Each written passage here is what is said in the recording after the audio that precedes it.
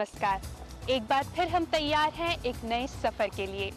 एक शेर है कश्मीर की खूबसूरती पर कि अगर इस धरती पर कहीं स्वर्ग है तो बस यही है, यही है, यही है। नवाबों की नगरी भोपाल के लिए भी यही कहा जा सकता है। यहाँ की खूबसूरती हर किसी का दिल लुभा लेती है। जो यहाँ एक बार आता है बस यहीं का होकर रह जाता है। झीलों की नगरी भोपाल, बड़ी झील का खूबसूरत नजारा, नावों और क्रूज की सवारी, हरे भरे किनारे, बत्तखों का कलरव, देशी विदेशी पक्षियों का ठिकाना। सिर्फ झीलें ही नहीं बल्कि कई पार्क भी हैं यहाँ, अपने आप में बेमिसाल। कहीं गुलाबों की बहार तो कहीं मशीनों के कबाड़ से बनी अनोखी कलाकृतियां, तो कहीं कुछ और। बस चंद झीलें और पार्क, क्या सिर्फ इतना ही है भोपाल? अगर आप शहर के इन चंद खूबसूरत नज़ारों से बोर हो चुके हो तो आइए हम आपको लिए चलते हैं उस जगह जो शहर से बस कुछ ही दूरी पर है। यहाँ आपको बेपनाह कुदरती हुस्न तो मिलेगा ही, साथ ही आप रूबरू होंगे इतिहास से भी, इतिहास इंसानी विकास का। शाहपुरा तालाब से आप अपनी इस रोमांचक यात्रा का आगाज कर सकते हैं। चलिए चलते हैं।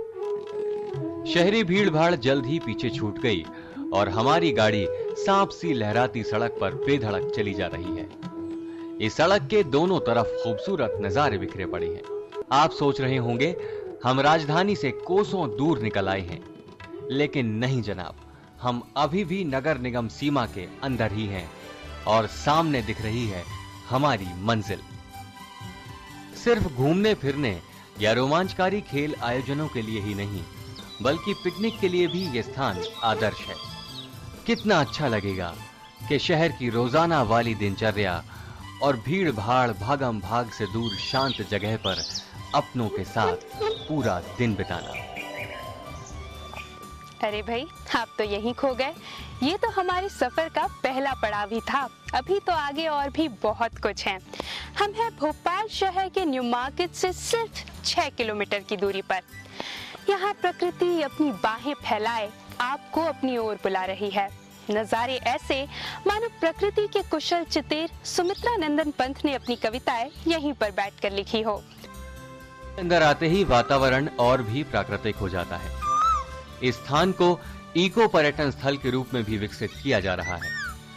यहाँ आने वाले पर्यटक छोटी सी राशि देकर सैर सपाटे का मजा तो लेते ही हैं, जैव विविधता से संबंधित ज्ञान भी प्राप्त करते हैं। ये देखिए, ये है यहाँ आया हुआ पक्षी प्रेमियों का एक दल। ये लोग यहाँ के पूर्णतः प्राकृतिक वातावरण में आज साक्षात इन दुर्लभ प्रजातियों को निहार रहे हैं। नेचर कंजर्वेशन और बर्ड कंजर्वेशन के लिए हम लोग अवेयर कराते हैं। यहाँ पर लाकर के हमारा मेन थीम यहाँ पर लाकर के बर्ड वॉचिंग कराना इसलिए भी ज़्यादा है क्योंकि यहाँ नेचुरल वेजिटेशन काफ़ी रिच है और अप्रॉक्सीमेटली 80 स्पीशीज से भी ज़्यादा यहाँ पर मेडिसिनल और कॉमन प्लांट फॉरेस्ट प्लांट्स हैं। देखिए, अपनी आंखों के सामने कठफोड़वा को यूं घर बनाते देखना वाकई सुखद है। इस पक्षी की फितरत है कि ये इतनी मेहनत से घर बनाने के बाद उसमें सिर्फ 3-4 दिन ही रहता है और उसके बाद फिर नया आशियाना बनाता है। भाई वाह, मिजाज और जज्बा हो तो ऐसा। इसके अलावा यहाँ बुलबुल, शक्करखोरा, कंठी तोता, मैना और ट्री पाई सहित 80 पक्षी प्रजातियां पाई जाती हैं। भट्टाचार्य जी, केरवा डैम के बारे में हर कोई जानता है। एटलीस्ट जो भोपाल में रहते हैं वो ज़रूर जानते हैं कि केरवा डैम कहाँ है और वहाँ हम कैसे पहुँच सकते हैं। लेकिन अब जब इसको एक इको टूरिज्म डेस्टिनेशन की तरह आप डेवलप कर रहे हैं तो इसमें और कौन कौन से डेवलपमेंट्स आप कर रहे हैं? विजिटर्स इन्फ्लक्स जो है एनुअली 1.6 लाख है, तो उनको सही दिशा में सही फैसिलिटीज़ उपलब्ध कराना, सही जो है एक इंफॉर्मेशन देना और उनको इको टूरिज्म से जोड़ने का जो है हमारा एक मुख्य उद्देश्य है। यहाँ की ब्यूटी मतलब वर्ड्स में एक्सप्रेस नहीं की जा सकती और आई मीन टू से साइलेंस इतना है कि एक एक बर्ड की आवाज़ इतनी क्लियर आती है हमारी आंखों मतलब कानों में कि बहुत ज़्यादा दिल को छू जाती है। हमने कूकल देखा, पैराकीट देखे, मैना देखी, बुलबुल देखी और किंगफिशर देखे। ट्रीज़ पर जो नेस्ट बनाते हैं, जैसे वुड पीकर नेस्ट बनाते हैं, वो काफ़ी सारे देखे, अलग अलग टाइप्स के देखे। टर्माइट्स ने जो बड़े बड़े नेस्ट बनाए थे जहाँ पर अब स्नेक्स रहते हैं। जैसे बर्ड्स तो हमें कहीं भी मिल जाती है, पर उनके नेस्ट, और स्पेशली एक ये बताया गया जब हमें कि ये इस बर्ड का नेस्ट है, तो वो पता चला कि हाँ ये बर्ड ऐसा नेस्ट बनाती है। इस इको पर्यटन स्थल का पूरी तरह आनंद उठाने के लिए और भी कई स्थान हैं। यहाँ देखिए, पानी के ऊपर लचकता बल खाता ये लक्ष्मण झूला। इसके अलावा ये है मचान, जहां से आप प्रकृति का प्रतिबिंब इस पानी में देख सकते हैं। प्रकृति के इन अनुपम नजारों का लुत्फ उठाने के लिए यहाँ जेट्टी, चबूतरे और नेचुरल ट्रेल्स बनाए गए हैं। केरवा इको पर्यटन स्थल में आने वाले शैक्षणिक समूहों के लिए कॉन्फ्रेंस हॉल के साथ कैंपिंग की भी व्यवस्था है। ये जगह रोमांच के रास्ते पर चलने वालों के लिए भी एकदम मुफीद है। करने लगा, करने के बाद बहुत अच्छा एक्सपीरियंस रहा है करने का, and it's really feeling very nice that एक कॉन्फिडेंस फील आ रहा है अपने आप में। अच्छा, आपको ऐसा नहीं लगा चढ़कर कि आप कहीं गिर जाएंगे तो क्या होगा? डर तो लगा था, but the safety is good here and must secure. इतना ही नहीं, यहाँ जल्दी ही आने वाले पर्यटकों के लिए कैफे की सुविधा भी मुहैया कराई जा रही है। वन विभाग ने केरवा क्षेत्र में एक हर्बल गार्डन विकसित किया है, जो पर्यटकों के लिए खासा आकर्षण का केंद्र है। यहाँ के औषधीय वृक्षों और पौधों पर उनके नाम के साथ ही उनके उपयोग की तख्तियां भी लगी हैं।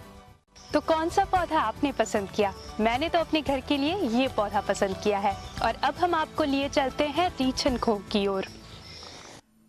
यहाँ के जंगल किसी खास प्रकार के न होकर मिश्रित प्रकार के हैं, यानी आप यहाँ किसी भी मौसम में आए, आपकी आंखों को ठंडक पहुंचाने वाली हरियाली हमेशा आपको मिलेगी। रीछन खोह जाते वक्त आपको केरवा डैम का विहंगम दृश्य देखने को मिलता है।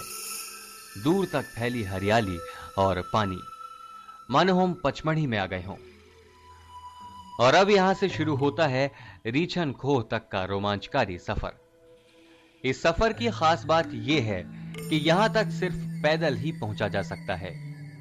ये लीजिए, थोड़ी सी मशक्कत के बाद हम आ पहुंचे हैं रीछन खोह। यहां की एक एक चट्टान, एक एक दरख्त, हर जगह खूबसूरती। इस जगह पर आदि मानवों द्वारा बनाई गई कलाकृतियां अब भी पूरी तरह सुरक्षित हैं, जिसमें उनके विभिन्न क्रियाकलाप साफ देखे जा सकते हैं। सदियों पहले बनाए गए ये चित्र आज भी उतने ही चमकदार हैं जितने शायद बनाते वक्त रहे होंगे। चलिए कुछ देर यहीं आराम कर लेते हैं।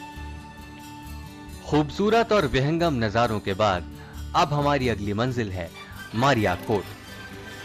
चलिए अब हम आपको दिखाते हैं एक ऐसी तिजोरी या लॉकर जिसे देखना तो दूर, आपने उसके बारे में सुना भी नहीं होगा। ये वो जगह है जहां युद्ध के लिए जाने से पहले गोंड राजा अपना खजाना छिपाया करते थे। खजाने को जमीन के नीचे गड्ढों में गाड़कर ऊपर से उस पर बड़े बड़े पत्थर रख दिए जाते थे। पत्थरों की मजबूत दीवारों के निशान अब भी बयां करते हैं कि कितना महफूज रहता होगा यहां खजाना। अब हमारी सवारी चल पड़ी है गणेश घाटी की तरफ। घने जंगलों के बीच यह है गणेश घाटी। यहां आपको कई गुफानुमा संरचनाएं मिलेंगी। इन गुफाओं में भी आदि मानवों द्वारा की गई कलाकारी का नमूना मिलता है। यहां कहीं शिकार करते गणेश हैं तो कहीं शिकार लाते लोगों के चित्र भी। ये देखिए, गुफा के अंदर बना प्राकृतिक झरोखा। यहां से आप प्राकृतिक रूप से बनी चट्टानों और इस तरह के कई अद्भुत नजारों को निहार सकते हैं। तो विश्वास हुआ ना आपको हमारी बातों पर, हमारे दावों पर। चलिए आगे जारी रखते हैं हमारा सफर। आगे का सफर तो कई और ऐसे पहलू खोलेगा जिसे देखकर आप अपनी दांतों तले उंगलियां दबाने को मजबूर हो जाएंगे। सरौतीपुरा की चट्टानों तक पहुंचने का रास्ता रोमांच से भरा हुआ है। सरौतीपुरा की इन चट्टानों पर रेंगता और रंग बदलता ये गिरगिट अपने पर लागू कहावत को बिल्कुल चरितार्थ कर रहा है। इनके बाद हमें मिला एक और सरीसृप। इन महाशय को देखिए, ये तो बिल्कुल फोटो खिंचाने के लिए हमारे कैमरे के सामने आने के लिए आतुर हो रही हैं। ऊंचे नीचे रास्तों से होकर आप यहाँ के भित्ति चित्रों को तो देख ही सकते हैं, साथ ही पहाड़ी की तलछटी पर बसे गांव का नजारा भी यहाँ से बहुत खूबसूरत लगता है। यहाँ तक पहुंचने के लिए विभाग द्वारा ट्रैकिंग ट्रेल भी विकसित की जा रही है। वाह, बस यही शब्द निकलता है लबों से। वाकई यकीन नहीं होता कि शहर की इतने पास इतनी खूबसूरत कुदरती दुनिया बसी हुई है। अगर हम यहाँ ना आते तो शायद ये कभी जान ही ना पाते। सरौतीपुरा, रीछनखो और गणेश घाटी के भित्ति चित्र विश्व प्रसिद्ध धरोहर सांची और भीमबेटका से एकदम मिलते जुलते हैं। अब अगर हम केरवा डैम की जो नर्सरी है उससे जो आगे अंदर जो जितने स्पॉट्स हैं और ज़्यादा टूरिज्म स्पॉट्स हैं, वहाँ अभी तक जाने की इतनी ज़्यादा फैसिलिटी नहीं है, तो उस पर क्या कुछ काम किए जा रहे हैं? इको टूरिज्म जो टूरिज्म से अलग है, उसमें 3 इम्पॉर्टेंट कंपोनेंट्स हैं।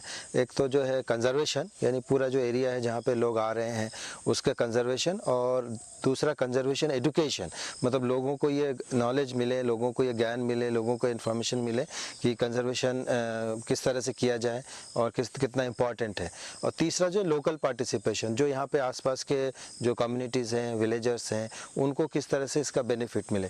सरौतीपुरा है, यहाँ पे डैम है या रॉक्स हैं, रॉक पेंटिंग्स हैं, ये सारे जो है इको टूरिज्म के कंपोनेंट्स हैं, इनको हम प्रोडक्ट्स कहते हैं। केव्स ले लीजिए आप, इनके यहाँ पे जो मंदिर हैं या नेचर है, फॉरेस्ट है, ये सारे प्रोडक्ट्स हो गए। तो ये सारे इन प्रोडक्ट्स को जो हम एक्टिविटीज़ में कन्वर्ट करके इसके साथ जोड़ रहे हैं, ताकि जब यहाँ आने के बाद लोग जो किन किन प्रोडक्ट्स से जो है उनको हम मुखातिब कर सकते हैं। इन प्रोडक्ट्स के से जो है इनको जो विजिटर्स हैं, टूरिस्ट हैं, उनको बेनिफिट्स दें, उनको जो है रिक्रिएशन वैल्यू में हम लोग वैल्यू एडिशन करें रिक्रिएशन में। तो ये सारे जो एरियाज़ बताएं, इनको हम डेवलप कर रहे हैं और वहाँ तक जाने की पूरी हम लोग व्यवस्था करेंगे। भाई मज़ा आ गया, मेरा तो यहाँ से जाने का दिल ही नहीं कर रहा, लेकिन हमारे चाहने से क्या होता है, हमको तो जाना ही पड़ेगा। लेकिन हम यहाँ फिर आएंगे। आपका क्या इरादा है? जल्दी से बनाइए प्लान और गुजारिए एक पूरा दिन प्रकृति के बीच, वो फुर्सत के दिन जो न जाने कब से आपके दिल में बस रहे हैं।